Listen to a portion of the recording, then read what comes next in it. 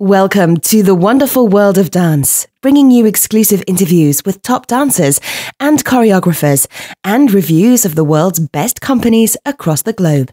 You can find lots more on our website at thewonderfulworldofdance.com. Hi, this is Savannah Saunders, and today is the second part in our three-part mini-series with the Elmhurst Ballet School. We previously interviewed Elmhurst's artistic director, Robert Parker, who was previously principal dancer with the Birmingham Royal Ballet.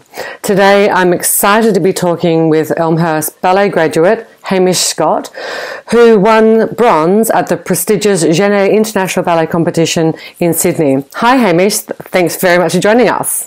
Hi, Savannah. So, Hamish, tell us, when did you start dancing and what made you take up ballet?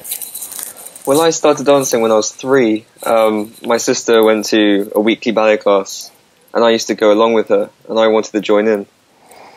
Nice.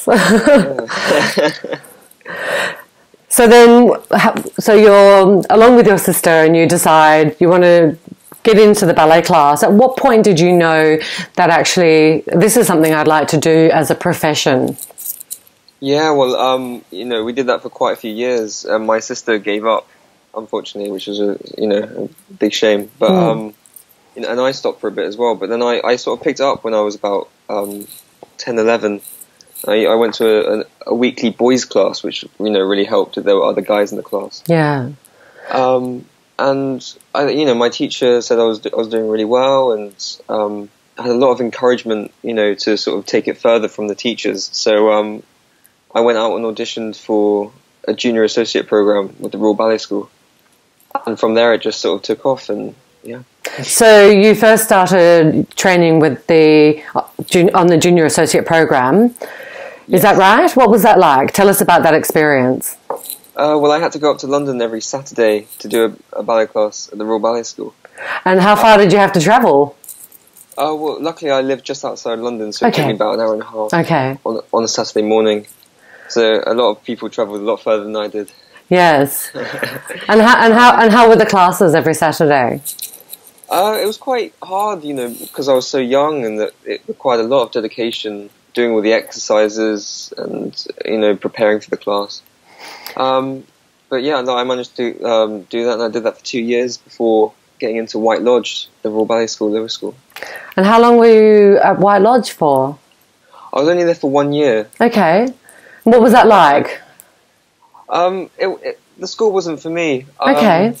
Yeah, I didn't really enjoy it that much there, and at the end of the first year, I was assessed out. Okay, and then what was your thinking at that stage? You wanted to find a new ballet school? Yeah, definitely. I was still really keen into dancing, and I knew that's what I wanted to do at this point. So I auditioned for Elmhurst Ballet School, and that's where I've been since. And so how old were you when you first started with Elmhurst? I must have been 13. Okay. Yeah. So you've been there almost, well, you're 19 now, so almost 6 years. Almost 6 years, yeah. And tell us about the type of training and the type of experience that you had at Elmhurst. So Elmhurst is a really wide variety of training we do. We obviously do our classical ballet, that's the main focus. We do that every day. Mm-hmm. But alongside that, we do contemporary dance and jazz dance. We do we did flamenco, we did tap. We did all the character dances. It's such a wide range of things we did. Still with the principal focus of ballet, and that's really helped me to become a more versatile dancer, and and that's what you need to be in this new world of ballet. Yeah, absolutely. Yeah. And tell me, with the training, because it is full time. Did you board at Elmhurst as well? Yes, I've been a boarder. I've been at boarding school since the age of 11. So I boarded at White Lodge and I boarded at Elmhurst. And did you miss being away from London or away from your family? I did. It really affected me at such a young age. But when I came to Elmhurst, everything was fine. My homesickness went, and I really enjoyed it. I made a lot of friends, and they become your second family, really. And what's been, over the last sort of 6 years, what have been some of your highlights with Elmhurst? Ooh, That's hard because I've done so much with the school over 6 years. I mean, the first thing that pops into my head is each year we do a summer show. Yeah. So I mean, we've had that's the big highlight of each year. We put on a big performance. All our friends and family come and watch us dance. And that, that's great performance experience, and from doing that from such a young age, it really helped build confidence and performance. So I have great memories from doing all those performances. Also, being at Elmhurst, they allow me to do competitions. So yeah. I've had this great experience of being able to go and do competitions nationally and internationally. And what's that experience like with competitions? It's obviously a very sort of high-pressured, or is it a high-pressured environment? How have you found it? Oh, extremely, yeah. It's a very hard thing to do, just going out onto a stage and just performing, a small variational solo. The nerves that come with that. I can imagine. Yeah, and it's very hard to go out there and sell yourself, sell your performance in such a short amount of time. When you're doing a big performance, you've got a lot of time on stage to sort of create a character and convey meaning across to the audience. But in the competitions, it's very hard, to try and show the audience and the panel of judges what you can do in a minute or 2 minutes. And so how do you tackle that? What do you bring, or how do you prepare to try and get yourself across within that short amount of time? Oh, well, you prepare each solo, weeks, months before you perform it. And I suppose it's just a lot of that practice. You practice about squeezing in as much as you can into that short amount of time that you have on the stage, and trying to get all those feelings and emotions that you want to portray to the audience, trying to get them out as soon as possible, and make sure they really are coming out and you are performing to the best you can be. And recently you won bronze at the Genée competition in Sydney. Yeah. Tell us about that amazing experience. Congratulations, by the way. That's an amazing accolade to have. Yeah, no, it was really amazing to go out to Australia at the age of 19. I absolutely loved it. We went out there for a week and we did a week of training. Training was integrated as part of this competition, so we had classes each day, and we learned material while we were out there. And it's fantastic to meet other dancers from all the way around the world. You get sort of stuck in a bubble when you're just in the UK. You forget that there's so many other people out there, and seeing everyone else, and it was just a great learning experience. Obviously, there were loads of nerves I had to deal with. Yeah. From on the Sydney Opera House stage, so that was really scary. But I managed to do it, and I think I've come out stronger. A better performer, a better dancer because of it. Such an amazing experience at such a young age, and really it's such a long way to go. For 1 week, you must have been jet lagged for most of it, actually. Yeah. And so you won bronze. Tell me about the performance or the piece that you performed. So I performed two solos of my own and a third that I learnt while I was in Australia. I performed the Swan Lake Act 3 Prince solo, and that was my main classical solo that I wanted to show the audience my classical technique. I wanted to show that I could play a character from one of the main classical ballets. I also performed a piece called Tango Nuevo, which I choreographed myself. Wow. Yeah. So it was a neoclassical piece, so mainly classical steps with tango elements within it, and that was something I was really passionate about, choreographing my own solo, and that's something that the competition allowed me to do. It gave me the opportunity to sort of choreograph and perform and get that experience. And so what does the award mean to you? Well, I mean, it's an amazing thing. I did the competition because I wanted the exposure. I wanted to go out and see the world. I wanted people to see me. I think the award it gives me a stepping stone in getting to places. You know, it's something that I put on my CV. It helps me get auditions. It sort of makes people notice me. It's just something else that I can add to what I've done, in my life. And you're coming to the end of your time with Elmhurst. You're about to graduate, and you're now at a point where you're needing to audition to join companies. Tell us about that experience of auditioning. How's it going? What's it like? What's it like going in and having to again present yourself? Of course, I mean, it's so hard. There's so many dancers out there that want so few jobs, and everyone's fighting, really doing their best to try and get this job. You could walk into a room with 50 other dancers all trying to get that one job, and everyone's trying their absolute hardest because they've trained for years and years, for this moment. It's a battleground. You have to... while still being polite and courteous and having the, classroom etiquette, you're fighting. You're fighting each other to show off and be the best you can. And which companies, if you had dream companies, is there any one that you'd love to, not necessarily now, but looking into the future, are there particular companies or choreographers that you would love to work with as you go throughout your career, which obviously it's a short career, but it's also quite a long time into the future? Yeah. My dream company would be Birmingham Royal Ballet, which is the associate school for Elmhurst. Yes. Great company, of course, yes.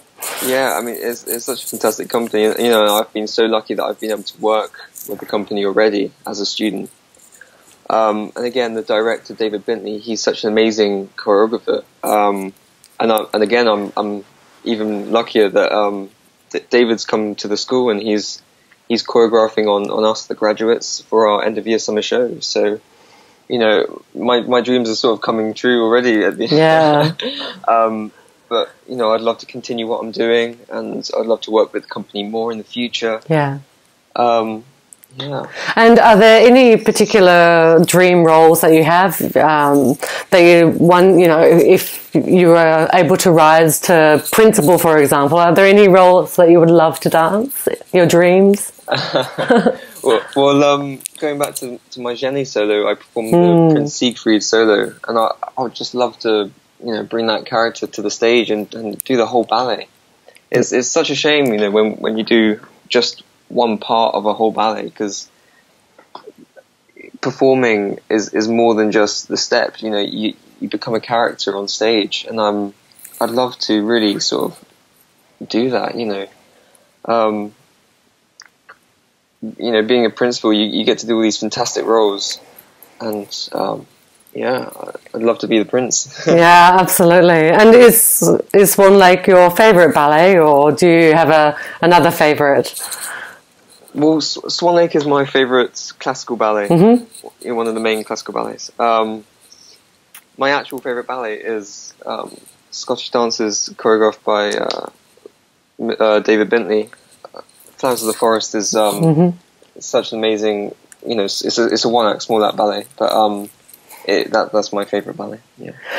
And you say you sort of grew up, you had a sister who was dancing. You found a school a local school that had more boys in your class. Yeah.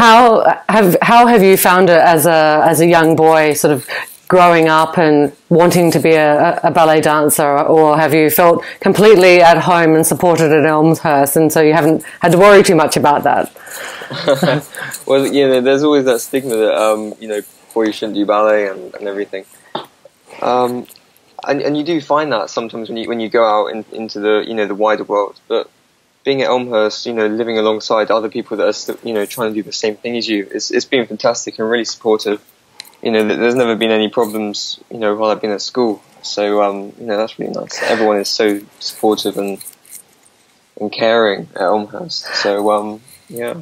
I think also with the rise of social media and dance photography, I think the way in which male dancers are now promoting themselves and being captured beautifully by very talented photographers, that I think the physique and the male in the ballet world and the dance world is being far more celebrated and more accepted sort of socially. That's my personal view. Yeah, definitely. I mean, now, being a male dancer, you have to be, strong and athletic, and you have to be really sort of fit. And I think that really helps, as you say, with all the photography, showing off, the amazing things that dancers can do. That can only be a good thing. Self-promotion on all these social media. You can really capture amazing moments with photography, and yeah, I'm sure that definitely helps. Yeah, absolutely. And are you yourself sort of charting your ballet life on Instagram or Snapchat or? I am, yeah. Yeah. I have an Instagram account, yeah. Well, I think it's fantastic because it enables people to really see the life that you lead every day, which is so intriguing and fascinating to so many people. Yeah. Yeah, absolutely. It's great to give them that insight because, sometimes people only get to see the finished product that's on stage. And, there's so much work that goes into that. So many hours and hours of time in the studio, working, sweat, blood, everything goes into this tiny little performance. So yeah, no, it's great to give, everyone a tiny little glimpse of that. Absolutely. And just going back to the piece that you choreographed for the Genée competition, is choreography something that you are personally interested in? Yeah, I am. I've done a bit of choreography at Elmhurst before. Okay. They have this really good thing. They each year they hold a choreographics competition, so they allow the dancers to make up their own choreos and put them into this competition, and they get performed, which is great. In the future, I'd love to do more choreography, and I'd love the opportunity to do more. And I think that's becoming more apparent. Companies are letting their dancers, become more artistic and letting them do more things like this. So that's really good news. Yeah, absolutely. I was speaking with one of the first soloists from the Scottish Ballet just yesterday, and she was talking about how supportive her company has been in her desire and skills as a choreographer. And I think it's wonderful to, perhaps as you're 19 thinking, well, actually it'd be great to join a company, perhaps like Birmingham Royal Ballet, that will know that you'll be supported in not just what you want to do on stage as a dancer, but also the works that you would like to start creating as a potential future choreographer. Of course, yeah. I mean, it would be fantastic to have that opportunity in the future. Definitely. Yeah, absolutely. Hamish, one of the questions that I was interested in is dance is obviously, your dance life can be quite short. And I was wondering, we talked about choreography, but I'm interested to know, have you given thought to, as what I sort of term, act 2 of your life? When perhaps, you've risen to principal, and which I'm sure you will, Hamish, and it's time to come off stage. But is choreography that next step, or have you thought about other things that you would like to do? Choreography could well be that next step, but as a dancer, you definitely need to have backup plans. If you get seriously injured and that cuts your career short, you need something to be able to fall back on.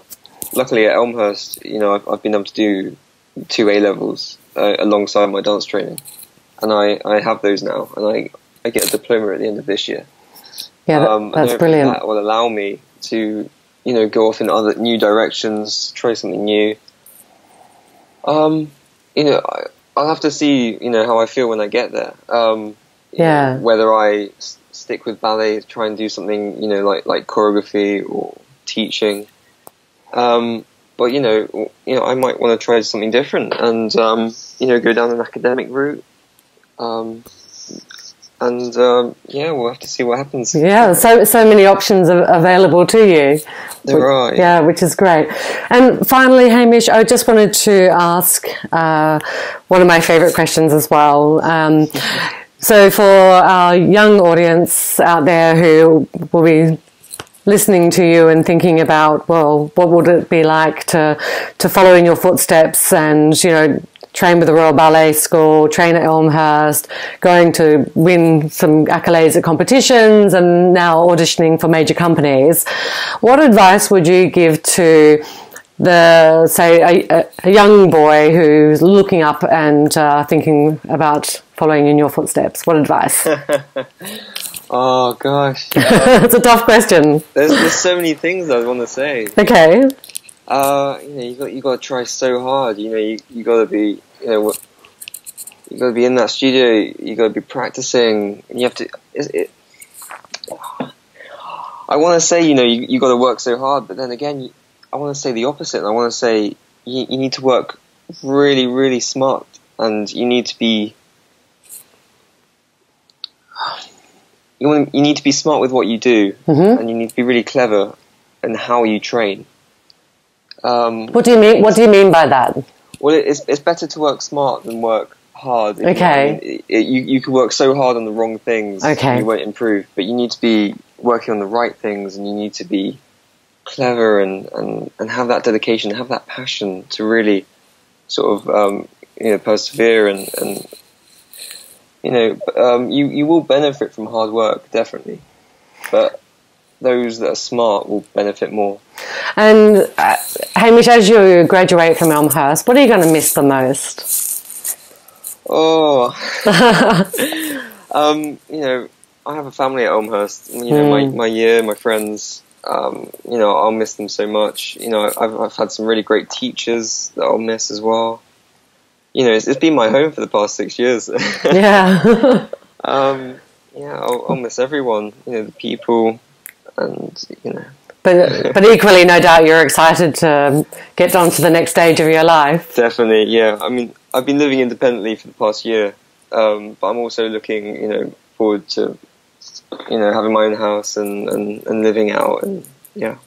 Well, we will definitely be watching closely to see where you land, and fingers crossed that it is the Birmingham Royal Ballet. But if not, I'm sure another company out there will be so glad to have you. And please come back and have a chat with us and tell us about where you land and what it's like joining a company in your first year. Oh, of course, thank you so much. I'd love to talk to you again. Yeah, that'd be. Well, wonderful. Thanks so much, Hamish. Don't forget to subscribe. We've got some incredible interviews coming up with principal ballerinas and renowned choreographers. We love dance and ballet, and we hope you'll love us. Join us on Facebook and Twitter.